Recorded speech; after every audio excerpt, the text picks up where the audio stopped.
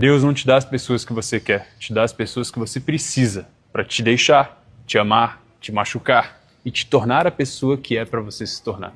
E se você se recusa a aprender algo, o mesmo tipo de pessoa vai continuar aparecendo até você aprender. Deus não erra. Cada alma que entra na sua vida é por um motivo. Algumas são kármicas, vão te desafiar, te quebrar para você poder crescer. Outras são um espelho da sua alma, te revelando suas verdades mais profundas e maiores dificuldades.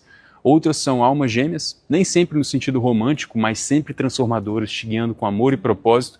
E outros são companheiros gentis, que vão te lembrar que você nunca está sozinho. Cada conexão e cada despedida está te moldando e expandindo o seu senso de eu. Isso se chama teoria da autoexpansão. A cada alma você está um passo mais próximo de quem você tem que se tornar.